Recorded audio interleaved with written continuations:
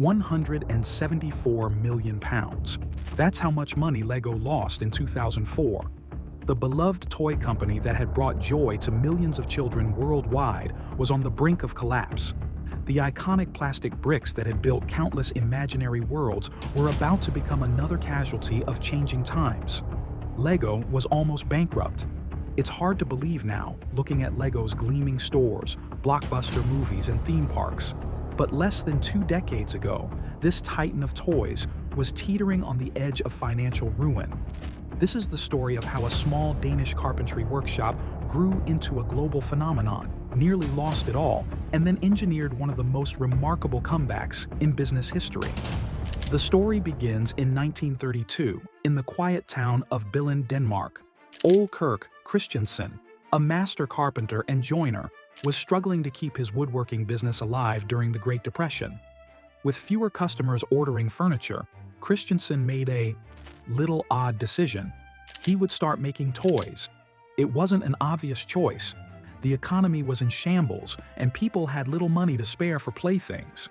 But Christensen had noticed something.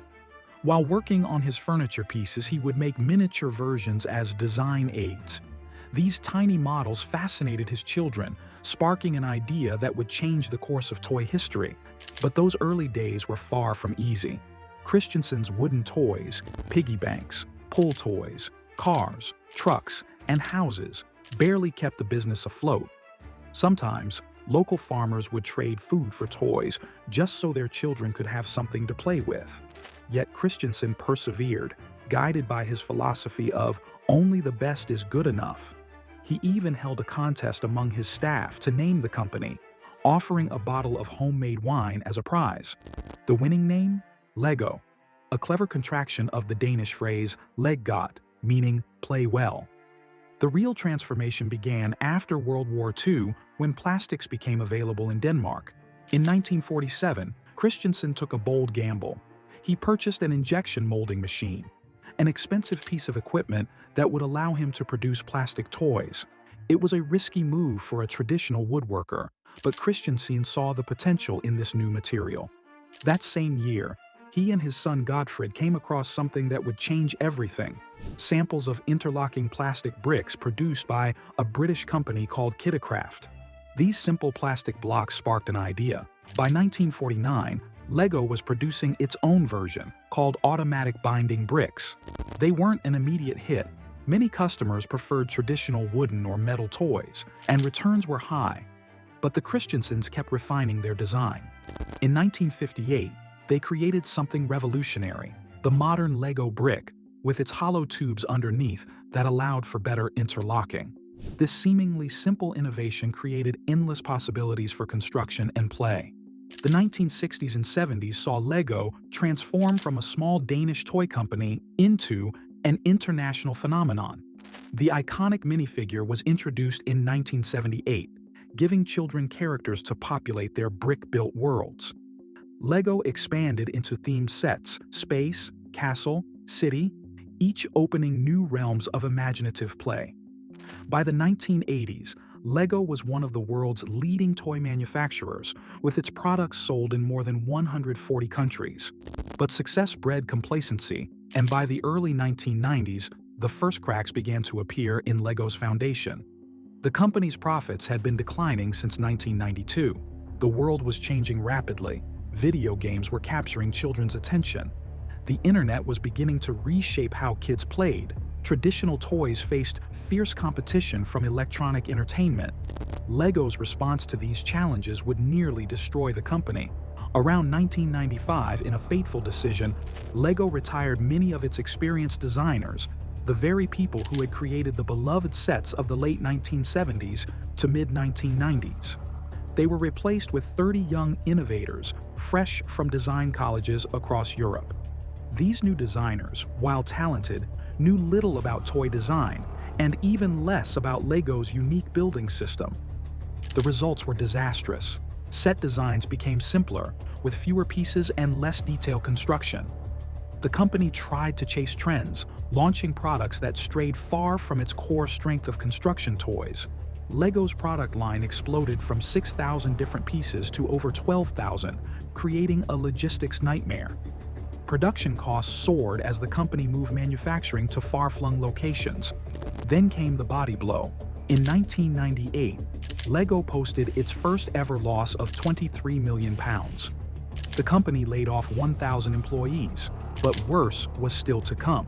In 1999, desperately seeking new revenue streams, LEGO embraced licensed properties, starting with Star Wars and Winnie the Pooh. While these licensed sets provided short-term boosts during movie releases, sales would quickly taper off.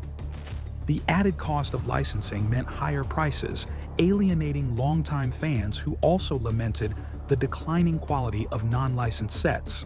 By 2003, LEGO was in freefall. The company's debt had grown to billions of Danish kroner. In 2004 came the devastating £174 million loss that threatened to end the LEGO story forever. The company that had brought joy to millions of children was now almost bankrupt, in the words of Executive Vice President of Marketing, Mads Nipper. What had gone wrong? The answer was painfully simple. LEGO had lost its way.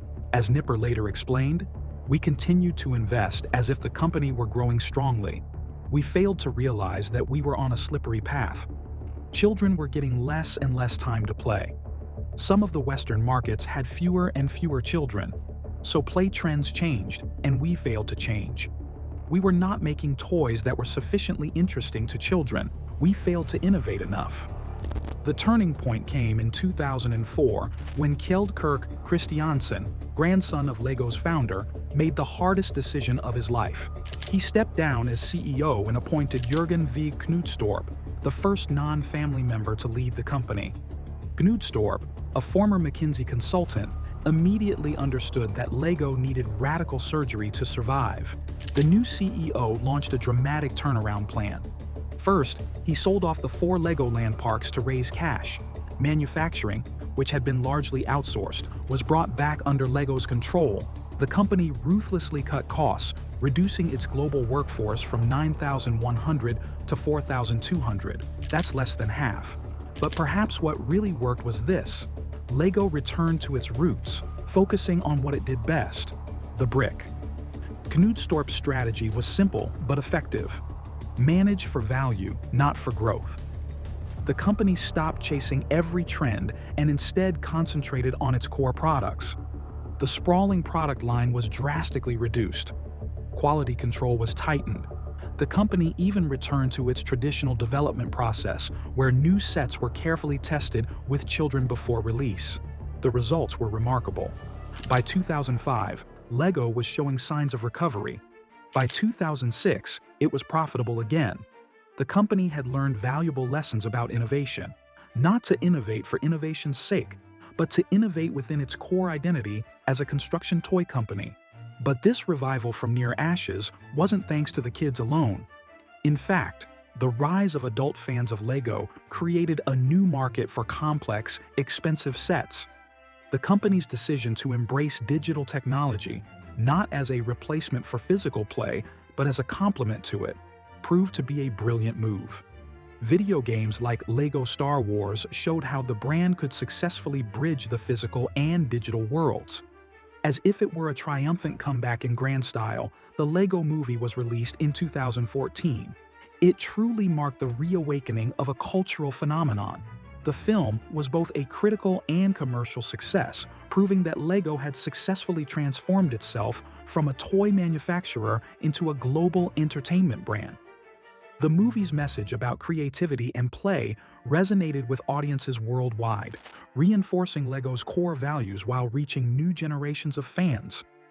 Today, LEGO is stronger than ever. The company has weathered challenges that would have destroyed lesser businesses, emerging more resilient and focused. Its product line now includes everything from simple starter sets for toddlers to complex models with thousands of pieces for adults. The LEGO Ideas platform allows fans to submit their own designs, some of which become official sets, creating a direct connection between the company and its most passionate customers.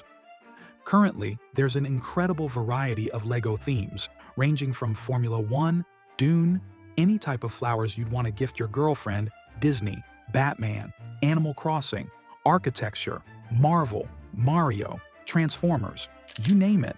And let's not even talk about the discontinued sets, which you can find online for the modest price of $140 and up. This shows that beyond being just a toy, LEGO has become part of something much bigger.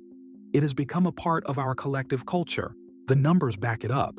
From that catastrophic £174 million loss in 2004, LEGO has become one of the most profitable toy companies in the world. In 2020, despite the global pandemic, LEGO reported record revenues and profits.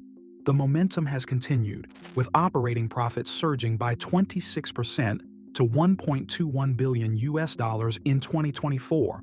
The company now produces over 60 billion LEGO elements annually in its factories around the world. And this incredible growth is clearly visible in LEGO's revenue trajectory. Starting from a modest $1 billion in 2003, the company's revenue began a steady climb following the release of LEGO Star Wars, the video game, in 2005.